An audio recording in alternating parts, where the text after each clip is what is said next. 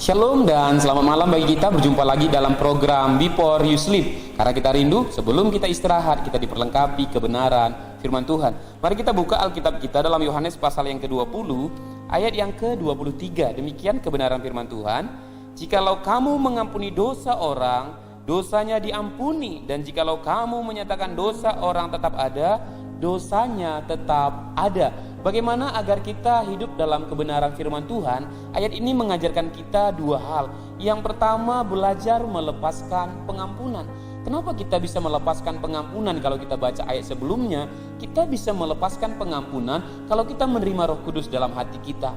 Banyak hari-hari ini Bapak Ibu orang yang dalam keadaan sakit, bukan hanya sakit secara fisik, tapi kenapa dia bisa sakit? Karena tidak bisa melepaskan pengampunan, sehingga muncul akar yang pahit, menimbulkan berbagai penyakit. Ada orang tidak bisa istirahat dengan tenang karena ada dendam di hatinya. Dia tidak bisa melepaskan pengampunan. Mari belajar melepaskan pengampunan. Kenapa kita melepaskan pengampunan? Karena Kristus telah lebih dahulu mengampuni kita.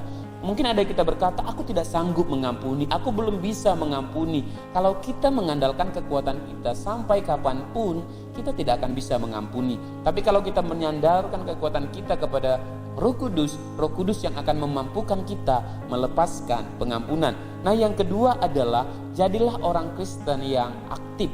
Bukan menunggu diampuni, bukan menunggu orang minta maaf kepada kita, tapi kita yang lebih dahulu mengampuni. Kita yang mencari orang yang tidak sesuai dengan yang kita rasakan, yang tidak cocok dengan hati kita, jumpain, aktif melepaskan pengampunan, sehingga kita dalam damainya Kristus, sehingga malam ini kita bisa istirahat dengan tenang. Tetap lepaskan pengampunan, andalkan Roh Kudus, dan jadilah pribadi yang aktif sebagai orang Kristen dalam melepaskan pengampunan. Tuhan Yesus memberkati.